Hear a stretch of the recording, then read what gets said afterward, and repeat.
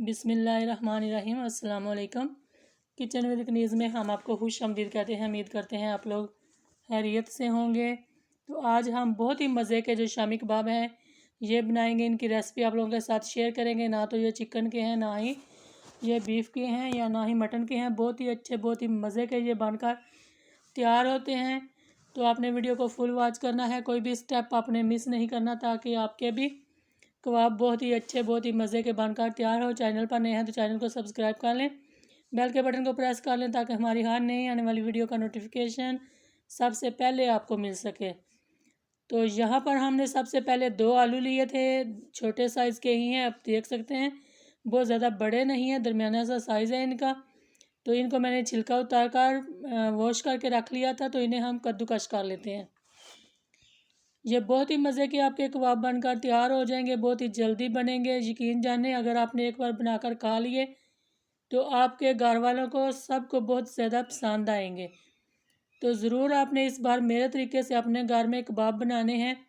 इन आलूओं को हमने कद्दूकश करने के बाद वॉश कर लेना है अच्छे तरीके से। हाथों के साथ मल कर आपने इस तरीके से वॉश कीजिएगा। फिर इनके अंदर से सारा पानी जो है वो हम निकाल लेंगे। तो अगर आप किसी कपड़े के अंदर डालकर पानी निकालना चाहें तब भी आप निकाल सकते हैं, लेकिन अगर आप मेरी तरह हाथों की मदद से अच्छे से दबा कर पानी निकाल लेंगे तो भी पानी जो है अच्छे से निकल जाएगा। यहाँ पर देखें, सारे आलू जो हैं वो हमने इसी तरीके से निचोड़ लिए हैं। यहाँ पर छोटे साइज़ की बिल्कुल मैंने एक प्याज ली थी, वो मैंने कटिंग करके छोटी छोटी बारीक बारीक कटिंग की है, ये डाली है। यहाँ पर सब्ज़ मिर्चें 2 मैंने सब्ज़ मिर्चें ली थी, इनको भी मैंने अच्छे तरीके से कटिंग करके छोटे साइज़ में ये भी डाल दिए हैं। यहाँ पर हमारे पास सब्ज़ धनिया है, इसको भी अच्छे तरीके से साफ़ करके वॉश करके तो मैंने कटिंग करके डाल दिया है। इन सब चीज़ों को डालने के बाद हम इसके अंदर मैदा डाल लेते हैं। आप बेसन डालना चाहें तो बेसन भी डाल सकते हैं, लेकिन मैंने मैदे का इस्तेमाल किया है। तकरीबन मैंने 5 टेबल स्पून मैदा डाला है, 1 टीस्पून नमक डाला है, 1 टीस्पून ही हम इसके अंदर पिसी हुई लाल मिर्च डालेंगे, हल्दी 1/2 टीस्पून। हल्दी के बाद हमने गरम मसाला पिसा हुआ ये शामिल कर लिया है। खुश्क धनिया पाउडर ये डाल लेते हैं, पिसा हुआ 1 टीस्पून।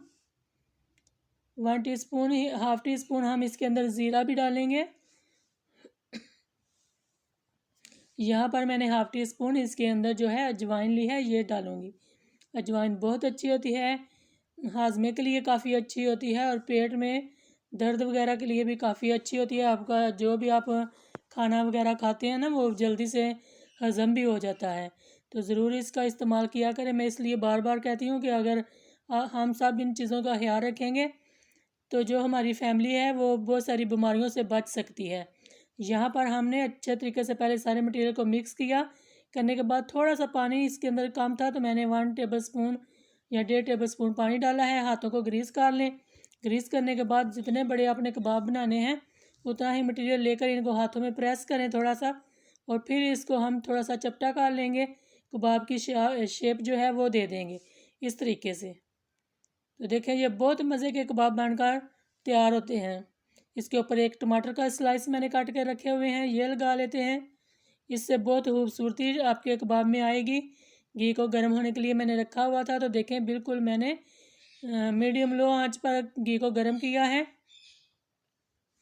ताकि ये कच्चे आलू के प्याज हैं तो अच्छे से अंदर तक पकने चाहिए, कच्चे नहीं रहने चाहिए। तो इनको हम एक साइड जैसे ही थोड़ी सी गोल्डन हो गई है तो हमने साइड चेंज कर ली है, लेकिन दोबारा से हम इसकी साइड चेंज करके फिर से भी इस साइड से पकाएंगे, ताकि अच्छे से हमारे जो कबाब है ना वो पक जाए।